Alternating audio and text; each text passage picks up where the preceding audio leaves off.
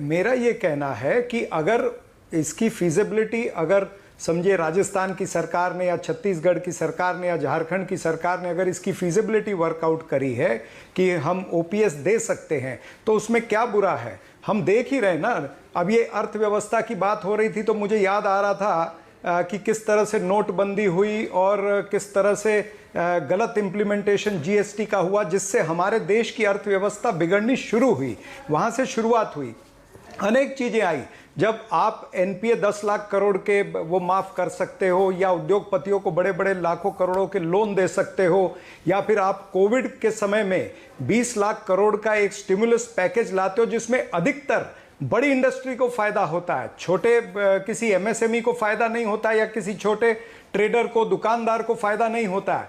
बड़े जो लोग हैं उन्हीं को वो 20 लाख करोड़ के स्टिमुलस पैकेज का फायदा होता है। आप इस तरह की चीजें लाते रहे हैं। ये जब आपने लागू की थी ये बातें आपको तब पता नहीं थी की भी बात आपने की है। सरकारी कर्मचारी विरोधी, आम आदमी विरोधी थी क्या मनमोहन सिंह की सरकार और पी चिदम्बरम की सरकार, आपकी सरकार मतलब?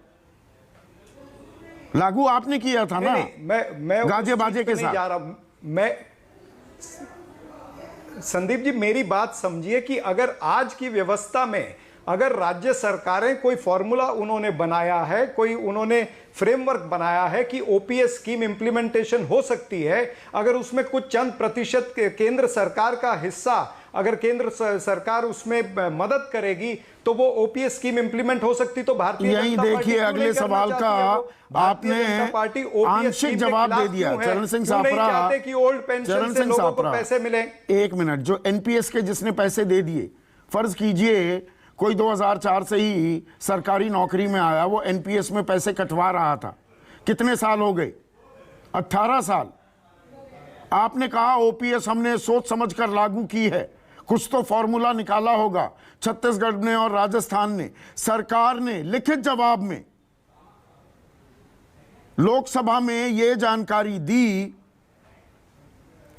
कि जो ये पीएफआरडीए है, pension fund regulatory and development authority, there is no provision under the PFRDA Act and regulations through which the NPS funds can be refunded and deposited back to the state government.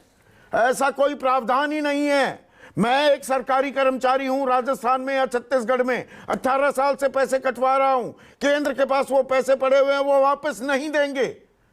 मैं तो झूले में लटका दिया, बीच में आसमान से गिरा खजूर में अटका, वो हल कर दिया।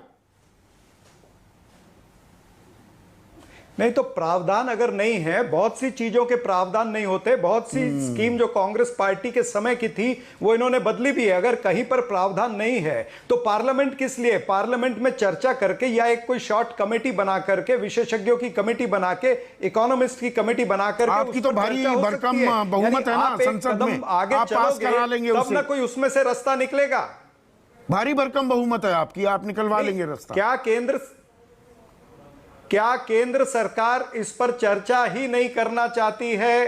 ये भारतीय जनता पार्टी के प्रवक्ता बता दें। हम तो कहते हैं कि भाई इसके ऊपर चर्चा करिए, हमने एक फॉर्मूला फ्रेमवर्क बनाया है, उस फ्रेमवर्क पर चर्चा करके और हम इसको इंप्लीमेंट करते हैं। केंद्र सरकार आरबीआई का आंकड़ा बता रहा हूं, चरण सिंह सापरा, रिजिड तरीके से राजनीति करना आरबीआई का आंकड़ा बता रहा हूं 2020-21 का। हिमाचल प्रदेश में जो सरकार का खुद का राजस्व है, एक होता है केंद्र से कुछ लेती है, एक खुद जो कमाती है राज्य सरकार, ओन टैक्स रेवेन्यू, ओटीआर जिसे कहते हैं, वो है 9,090 करोड़ का, या था 2020-21 में। इसमें से 7,266 करोड़ रुपए सिर्फ पेंशन के भुगतान में जा रहे थे, जो लगभग 80% है। आप पुरानी पेंशन स्कीम योजना लागू कर देंगे, पैसा कहां से आएगा?